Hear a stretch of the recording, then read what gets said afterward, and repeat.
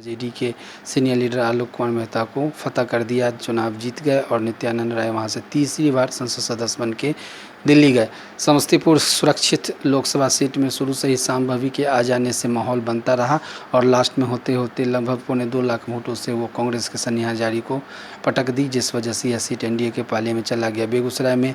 गिरिराज सिंह का काफ़ी विरोध था, कहा जाता था कि इस बार वो चुनाव हार जाएंगे, लेकिन लास्ट में हिंदुत्व की हवा इस तरह से लहर लगी और जिस वजह से 60-70 हज़ार के मार्जिन से गिरिराज सिंह ने भी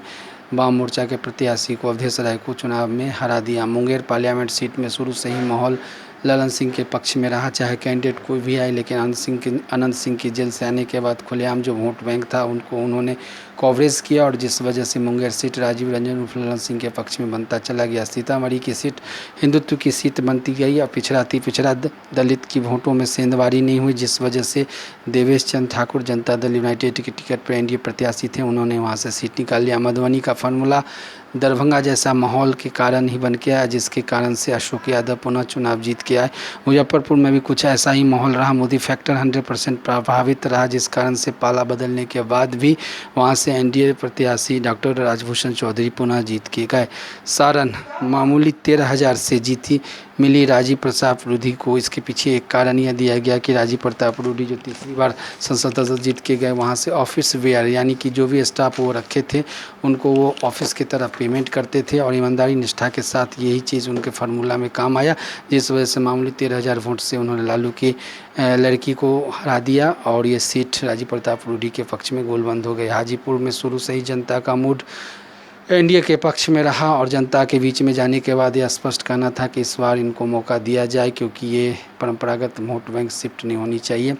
वाल्मीकि नगर में जेडीयू के प्रत्याशी सुनील कुमार को 100% वोट मिला और जो पूर्व भाजपाई थे दीपक यादव, उन्होंने बीजेपी वोटर में सेंधमारी नहीं किया, जिस वजह से यह सीट एनडीए के पक्ष में गया। पूर्वी चंपारण संजय जायसवाल और पश्चिमी चंपारण राधा मोहन सिंह, ये दोनों सीट शुरू से ही बीजेपी के पक्ष में गोलबंद रहा। हिंदुत्व कार्ड हो, एनडीए का मास वोट हो, दलित पिछड़ा अति पिछड़ा वोट नीतीश कुमार का हो, इन चीज़ों में ज़्यादा, इन वोट बैंकों में ज़्यादा सेंधमारी नहीं होने की वजह से दोनों सीट पूर्वी और पश्चिम चंपारण एनडीए के पक्ष में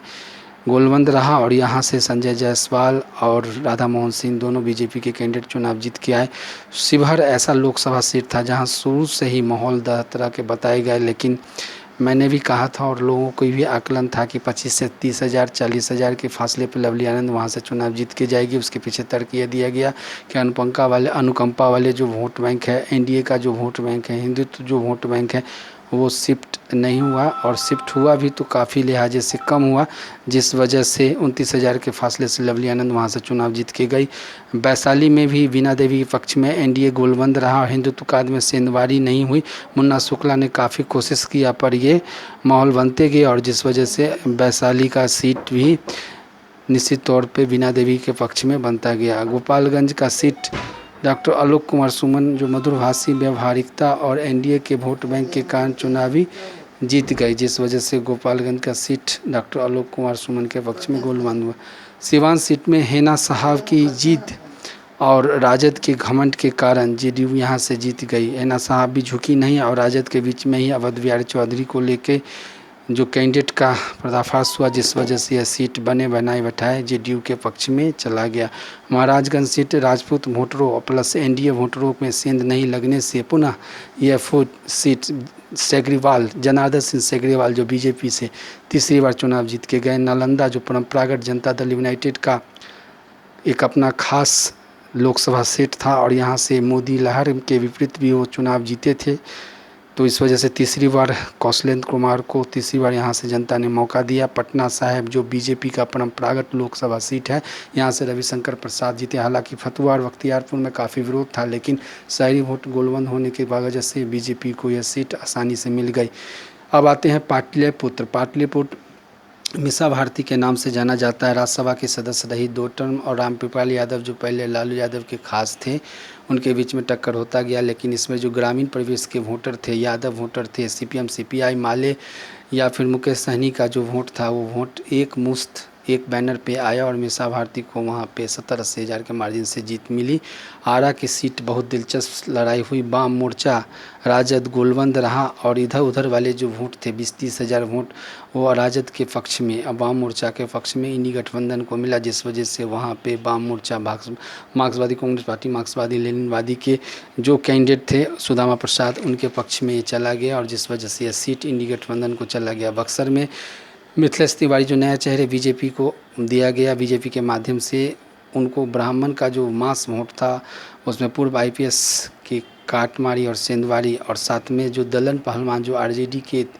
वोट बैंक में सेंधवारी नहीं कर पाए और लोकल होने के नाते पूर्व कृषि मंत्री सुधाकर सिंह जो वहाँ से स्थानीय विधायक भी थे उनको एक मुश्त वोट मिला, जिस वजह से यह सीट आरजेडी के पक्ष में चला गया। सासाराम एनडीए वोट बैंक में सेंधवारी हुई, जिसका मनोज कुमार 20,000 से चुनाव जीत के जो कांग्रेस प्रत्याशी थे। काराकाट में पवन सिंह के आ जाने से जो सवर्ण में खास करके जो राजपूत वोटर थे उनके 2 लाख समथिंग वोटर को उन्होंने अपने पक्ष में गोलबंद कर लिया, जिस कारण से उपेंद्र कुशवाहा की ज़बरदस्त वहाँ हार हो गई। अगर पवन सिंह वहाँ से नहीं लड़ते तो उपेंद्र कुशवाहा की जीत वहाँ पक्की थी। जहानाबाद की सीट पिछली बार का इस बार उन्होंने ज़बरदस्त मौका लिया, बदला लिया और भूमिहार में 2 कैंडिडेट होने की वजह से एनडीए में ज़बरदस्त सेंधमारी हुई, जिस वजह से यह सीट आरजेडी के पक्ष में चला गया और सुरेंद्र यादव पूर्व मंत्री पूर्व सांसद को वहाँ जीत हासिल हो गई। इस तरह से मैंने बिहार के 40 सीटों का सर्वेक्षण काफ़ी संक्षिप्तता में बताया। दोस्तों आपको यह वीडियो कैसा लगा इस पर कॉमेंट्स लिखे और जो मेरी सिक्योरिटी हो गई होगी उस पर अपनी कॉमेंट्स के माध्यम पे कंट्रीब्यूशन करें। पार्थ खबर को सब्सक्राइब कीजिए, ज़्यादा से ज़्यादा वीडियो शेयर कीजिए। धन्यवाद।